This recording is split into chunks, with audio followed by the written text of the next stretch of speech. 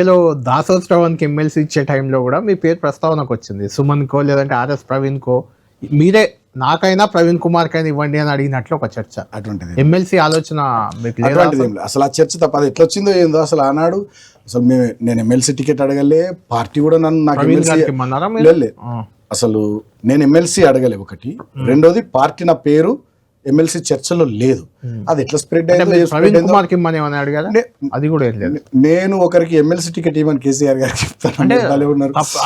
RS Praveen Kumar అనే చర్చ జరిగింది తప్ప పార్టీ కన్సిడరేషన్ గట్టిగా మాట్లాడేవారు కాబట్టి వచ్చింది. నాకేంటంటే బేసిక్ గా ప్రజాక్షేత్రంలో నుండి రావాలి, మళ్ళీ ప్రజలకి రావాలి, ప్రజల ఓట్లతో గెలిచి రావాలి, అసెంబ్లీకి రావాలన్నట్టు నాకు అది. సో కాబట్టి నాకు ఎమ్మెల్సీ కానీ ఇంకో నామినేటెడ్ పోస్ట్ కేసీఆర్ క్యాబినెట్ లో ఉండాలని కూడా లేదా?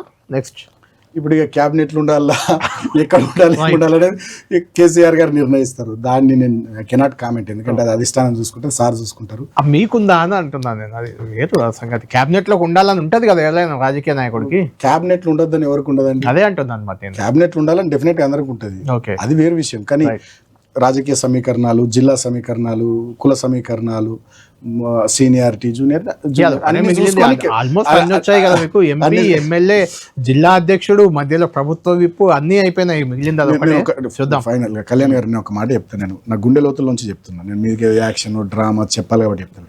నాకు అన్నిటికన్నా ముఖ్యంగా ఏముందంటే చెప్పాలా, నేను మంత్రి కావాలను, నేను కంపల్సరీ ఏదో కావాలనే దానికంటే కూడా మళ్ళీ మా కేసీఆర్ గారు ముఖ్యమంత్రి కావాలి, వారి నాయకత్వంలో మళ్ళీ తెలంగాణ గొప్పగా మళ్ళీ దేశంలో వెలగాలనేటటువంటి ఆలోచన ఉంది. మా అందరికీ అదే ఉంది. మళ్ళీ మా సార్ను ముఖ్యమంత్రి స్థానంలో చూడాలి మేమంతా. మళ్ళీ తెలంగాణ గాడి తప్పిన తెలంగాణ మళ్ళీ డెఫినెట్ గా మేమంతా కోరుకుంటున్నాం. డెఫినెట్ గా ఖచ్చితంగా కేసీఆర్ గారు కంపల్సరీ ముఖ్యమంత్రి అవుతారు. భారీ మెజార్టీతో మా ప్రభుత్వం వస్తుంది. ప్రజల్లో ఆల్రెడీ స్పష్టంగా మార్పు కనబడుతుంది. మీరు కోల్ బెల్ట్ ఏరియా చూడండి. మీరు మొన్న అసెంబ్లీ ఎన్నికలు, పార్లమెంట్ ఎన్నికలకు స్పష్టమైనటువంటి మార్పు కనబడతా ఉంది. మాకు వచ్చిన ఓట్ల శాతం కానీ, సీట్లు కానీ, కౌన్సిలర్ స్థానాలు కానీ.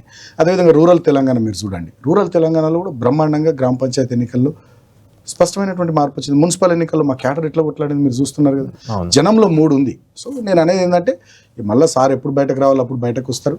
మళ్ళీ వారు వచ్చిన తర్వాత పెద్ద ఎత్తున మూమెంటం క్రియేట్ అవుతుంది. డెఫినెట్గా గాడి తప్పిన తెలంగాణను మళ్ళీ సరైన ట్రాక్లో పెట్టాలంటే కేసీఆర్ గారే సమర్థవంతుడైనటువంటి నాయకులు. సో కాబట్టి వారికి ఉన్న అనుభవం కానీ, వారికి ఉన్నటువంటి సుదీర్ఘమైనటువంటి ప్రస్థానం కానీ డెఫినెట్గా తెలంగాణను ముందుకు తీసుకెళ్ళడానికి దోహదం చేస్తుంది. కాబట్టి మా అందరికీ బలంగా ఉన్నది ఏంటంటే మళ్ళీ మా సార్ను ముఖ్యమంత్రిగా చూడాలి, ఆయన నాయకత్వంలో తెలంగాణ ముందుకు పోవాలనేది బలంగా ఉంది మా అందరికి.